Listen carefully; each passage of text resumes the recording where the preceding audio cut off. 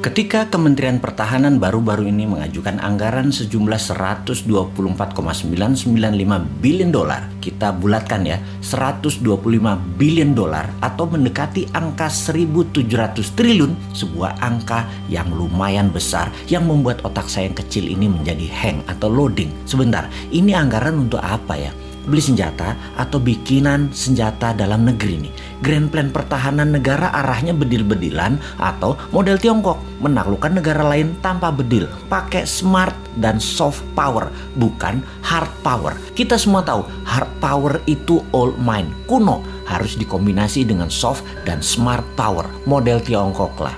Beli pejabat negara lain, kasih pocket money, kasih pinjaman lunak, dibangunkan apapun yang sifatnya jangka panjang dan seakan penting di negara tersebut. Misalnya nih ya, negara tetangga kita banyak tuh pejabatnya yang kena strategi smart powernya Tiongkok. Rakyatnya kemudian dinina-bobokkan dengan narasi. Dan untuk negara kita yang pejabatnya NKRI garis lucu semua, hanya ketawain negara tetangga itu. Seru ngelihatnya. Bener deh, kasihan anak cucu negara tetangga itu nantinya ketika tidak ada narasi yang bisa dibangun untuk bisa menahan kebenaran kelak. Kembali ke anggaran maha besar. Ketika kita mengetahui bahwa anggaran militer itu ternyata pakai hutangan, ini membuat lemes generasi new mind. Lah nanti yang bayar siapa? Ini multi years loh nyicil hutangannya. Bener deh, ini harus dipertanyakan bukan hanya Kofadis Departemen Pertahanan, juga pertanyakan mau bangun militer 1.700 triliun dengan ngutang segede APBN Indonesia dalam 1 tahun itu,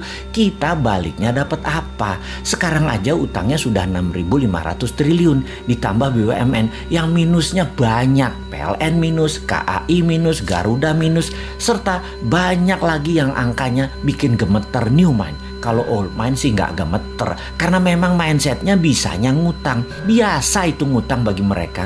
Oke, kita yang bodoh ini mau nanya, ini arah militer Indonesia mau kemana ya? Kita tanya, anggap semuanya buat beli alat utama sistem pertahanan, alutsista. Ini kita mau defense, mau bertahan atas serangan dari negara mana? Apa bentuk serangannya mereka emangnya? Sehingga beli penangkisnya apa? Oh oke, kita mungkin mau menyerang. Mau menyerang siapa? Wilayah mana yang mau diserang? Yang mau ditaklukkan? Papua Nugini, Pasifik Selatan, Australia, atau Malaysia, atau kemana? Tiongkok mungkin kita mau taklukkan. Pakai apa penaklukannya? Apa yang didapat dari serangan keluar tersebut? Misalnya mau menaklukkan Tiongkok, kita mau ambil hartanya Tiongkok, mau ambil cewek Tiongkok, atau mau ambil Malaysia supaya kontrol Selat Malaka 100%. Mau kemana kira-kira bos? Apa kita mau perang biologi? Jadi bukan beli senjata berat, tapi bangun senjata biologi buat virus baru. Kalau nggak makan gudeg, pada mati. Virus ini kita akan sebar ke seluruh dunia. Kita buat orang panas dingin, sesak nafas. Tapi begitu makan gudeg, sembuh. Kita siapkan gudegnya. Agen-agen di seluruh dunia, negaranya kita kendalikan. BPOM di negara lain kita mainkan agar gudeg lulus BPOM mereka. Dan makanan lain yang mirip-mirip gudeg gak dapat izin BPOM di negara lain tersebut. Kemudian kita sebar lagi virus lainnya lagi, yang obat penangkalnya rawon. Kemudian virus yang obat penangkalnya empek-empek, nasi padang, dan lain sebagainya. Nah, kalau perangnya begini saya dukung dah. Atau kita beli HARPS. Kita ubah cuaca, kita bikin Papua ada salju agar Indonesia ada 4 musim di Indonesia bagian timur. Di Maluku, Nusa Tenggara, Papua ada salju. Bayangkan di Maluku dan Nusa Tenggara ada salju, ada pantai. Keren abis. Di Papua akan ada ski resort, banyak. Kayak di Swiss, gila nih Indonesia kerennya. Sementara di Indonesia bagian barat dan tengah seperti biasa, hanya 2 musim. Lupa, ada musim pilkada sama pilpres ya, sama musim duren.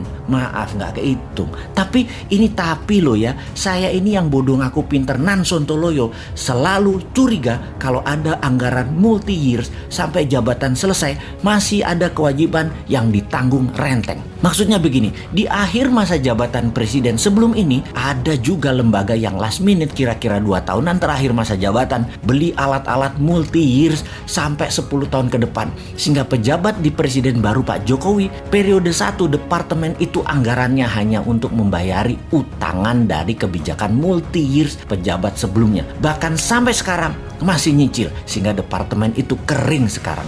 Ini ngebayang aja, kalau kita beli barang dari luar negeri, komisinya di luar negeri loh ya. Komisi selalu didapat dari penjual kan, dan jarang loh penjual nggak ngasih uang tali kasih, itu jarang. Jadi si pejabat periode lalu beli-beli dalam jumlah besar, komisinya di muka dong ya, gede banget dong komisinya karena dealsnya multi years. Lumayan, namanya juga udah akhir masa jabatan. Mulai paham kenapa si Sontoloyo ini berkerut kening urusan anggaran besar multi years yang ditanggung renteng sampai pejabat berikut-berikutnya. Ya, mudah-mudahan analisa si Bosman ini salah lagi.